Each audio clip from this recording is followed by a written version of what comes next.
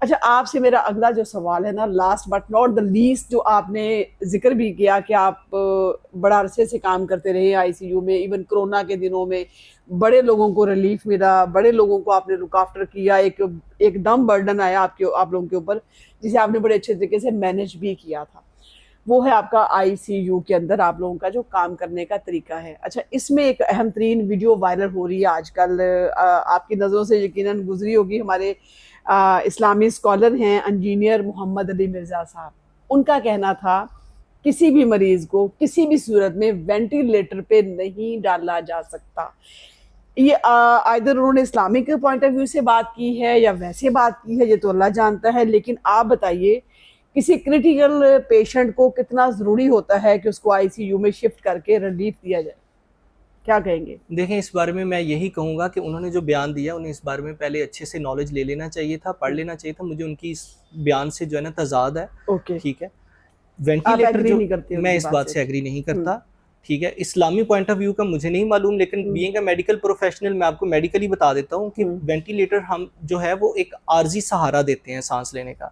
जब पेशेंट खुद सांस नहीं ले पा रहा होता तब हम एक वेंटिलेटर पे चढ़ा देते हैं आप मरीज जरूरी को, समझते हैं उस वक्त वो जरूरी है। देना, ठीक है। और हमने वेंटिलेटर के जरिए बहुत सारे मरीजों को ठीक होके बाद में अपनी आम जिंदगी गुजारते हुए देखा है। ठीक है। इसमें ये होता है कि अगर कोई पेशेंट है वो फालिज के साथ आ गया, वो बेहोशी की हालत में, वो खुद सांस नहीं ले पा रहा, तो हम उसे जब तक उसकी बीमारी का इलाज नहीं करेंगे तब तक उसे एक मसनूई सांस का सहारा देते हैं कि हम जब तक उसकी बीमारी से बैटल करेंगे तब तक वो सांस लेता रहे। ठीक है। दूसरे नंबर पे अगर किसी पेशेंट को छाती का सीवियर इन्फेक्शन हो गया, ठीक है, वो बेहोशी की हालत में चला गया सीवियर इन्फेक्शन की वजह से और वो खुद सांस नहीं ले पा रहा, एस्थमा हो गया, दमा में इस तरह होता है कि पेशेंट खुद सांस नहीं ले पा सकता, थक जाता है तेज तेज सांस लेके।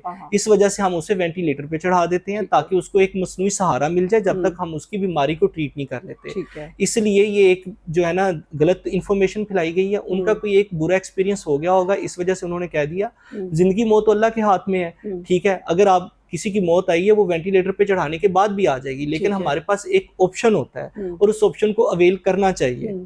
तो इसमें मैं यही कहूंगा कि ये इस तरह की बातें नहीं फैलानी चाहिए। जिस तरह की मैं आपको अपना एक तजर्बा बताता हूँ कि हमारे पास बहुत सारे मरीज आते हैं जिनके गुर्दे फेल हो चुके होते हैं, तो वो कहते हैं उनका गुर्दे काम ही नहीं कर रहे होते। हमारे गुर्दों का क्या काम होता है कि ब्लड प्रेशर को कंट्रोल करना, खून की सफाई करना, हमारे खून में जो फासद मादे हैं, यूरिया जिसको कहते हैं, जो कि टॉक्सिन है, उसको साफ करना और हमारे खून की तेजाबियत को बढ़ने से रोकना, ये हमारे गुर्दों का काम होता है। लेकिन जब हमारे गुर्दे फेल हो जाते हैं, किसी भी वजह से हो सकते हैं, जिस तरह के हमने हाई ब्लड प्रेशर और शुगर का नाम लिया, शुगर और हाई ब्लड प्रेशर की वजह से भी गुर्दे खराब होते हैं। ठीक है, तो उसकी वजह से जब गुर्दे फेल हो गए, हम उसको वेंटिलेटर, हम उससे हीमोडायलिसिस, एक मसनूई मशीन है जिसके जरिए हम खून को साफ करते हैं।